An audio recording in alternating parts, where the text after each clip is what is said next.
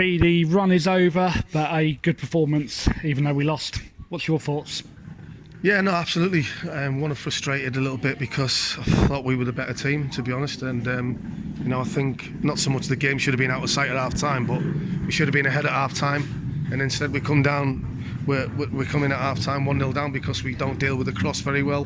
And really, in the first half, they had a couple of splatterings of things, but we had the clear-cut chances, and they scored right on the stroke of half time. But listen, great credit to our boys. We stuck at it. We tried to keep going, and I thought we were exceptional after going 2-0 down. Goals changed games, and they also changed team talks. Would have changed yours, I'm guessing, just before half-time, a real sucker punch. Yeah, and the one thing that frustrated me was us, because we got sucked into playing the way they want to play, and I had to go up a little bit at half time and said we don't throw throw-ins all the way up the line all the time and look for second balls. We're a team that tries to drop off play and play through the line. So I told them that at half time. I thought great credit to the boys second half. I thought we were outstanding, and to be fair, down to 10 men with Brad going off, they were holding on. So listen, the players have been absolutely amazing, fantastic, certainly for me and Jack, but also for the football club. And we've got to take great harm. I said great credit to the boys because they've been absolutely outstanding. And what I've said is we need to dust ourselves down now, and then we need to think about Tuesday and Thursday, good training sessions, and then we hit on church hopefully on Saturday. We've got two massive games that could determine which way our season goes, and we're hoping that with the positivity we've got around the place at the minute, it'll be of the positive side of it. Just going back to the first goal in particular, does that show that little bit of quality difference, whatever you want to call it, between the Conference South and the Isthmian Premier League? Sorry. No, don't at all. I think if you look in the first half, after the first 5 minutes when they sort of had the kick-off and put us in the penders in a little bit for 5-10 minutes, I thought we dealt with that, and then I thought we started to play. We played on the front foot. Brad and Smudger were causing them all sorts of problems down the sides of the two centre-halves. I thought we took control of the game, and we just really...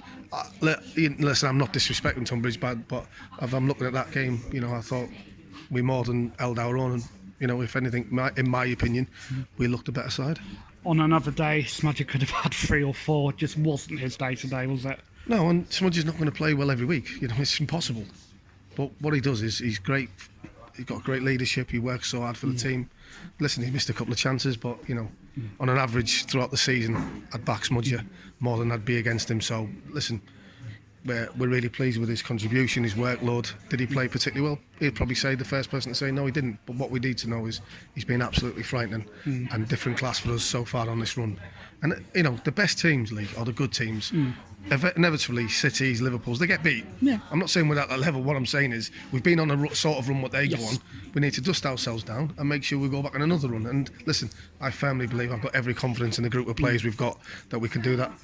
I need to ask you about the goal, the second goal for Tonbridge. Yeah. All hell broke loose with Amadou Tangara. From where we were, it looked like there was something clear that was thrown in the direction of Amadou.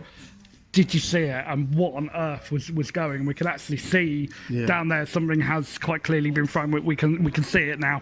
Yeah, listen, I can't really shed a lot of light on it. That's me being honestly. I'd always be honest with you. All I know was the captain came up in Amadou's face, whatever for whatever reasons or whatever he did. I'm not sure because I can't really comment. But listen, the big man is a lovely guy and he's a soft guy. I'm not saying that in general. I think he's a big guy. But what I'm saying is he's heart in the right place and he's an honest guy. And for his reaction to be like that seems to tell me that something went on. But I can't give any light, and that's me not flirting around the subject or the situation. I genuinely, hand on my heart, can't.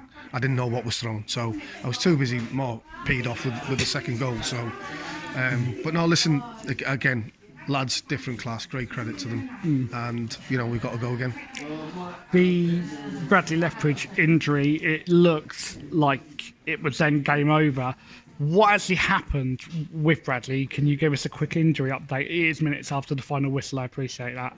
I'm not too sure. I mean, it looked to me though he went down and it was his hamstring. Yeah. So that's not good. We have to wait a couple of days to let it calm down and see where we go from there. But it wasn't good for him. But hopefully, fingers crossed, it's not too serious. That's that's probably us hoping more than expecting. So we'll just have to assess it and go from there. But you know, whatever, if Brad's not fit, we've got more than enough now players able to step in and make sure that we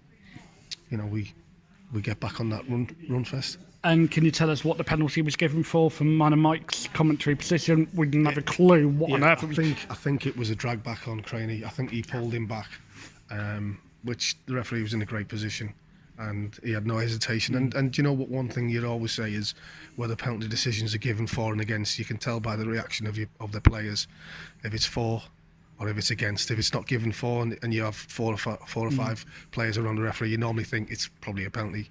When you don't have any appeals from their defending side of it, it obviously must have been a penalty. And the Rocks then absolutely hammered Tonbridge, but it just didn't quite happen. And listen, I wouldn't say we hammered them, but I think we were the better team. I think we had the better chances. And what from a point of view of me and Jack is when you go out there and you've got a team fighting for you like they did and going to every last minute, that's a real positive sign for us, and we did. We stuck at it. We really put them on the back foot in the first 15-20 minutes. And to be fair, even though we had 10 men, they were holding on and they were just kicking it everywhere in the end. So that speaks volumes for the players' application and attitude to try and get that. And next week we have touched on it. It's Hornchurch away. The Rocks have been backed by easily 50, 60 fans here today. We need that number again next week up at the Avenue, don't we? Absolutely, but I think the fans have been different class in this. Even though the players have been out there and doing what they have to do, the fans have got to take great credit because they've been with us all the way. And it's nice to see the drums going and the chanting going. It's great because we need that. We need that togetherness as players, as supporters, and as a club. And listen, we know it's going to be a tough game at Hornchurch, but I think the reason why the fans are coming out is because they see a group of players, pulling for the club and pulling for everybody else. So we need to keep that going and see where we go. I just need to ask you as well about the new signing that's coming this week, the lad Ben Mendoza. What's your thoughts on him, of course, joining from them lot down the road? Yeah, no, he looks like a good, neat and tidy player. Listen, we haven't seen enough of him fully yet to see his true potential, but one that we welcome to come into us, and we're really excited about getting Ben into the situation of how we play and the methods we want to play, and hopefully we can enjoy it, and then he'll be a good addition for the football club. Well, Robbie, as ever honest, thank you very much indeed. Top man, cheers mate, thank you. Cheers.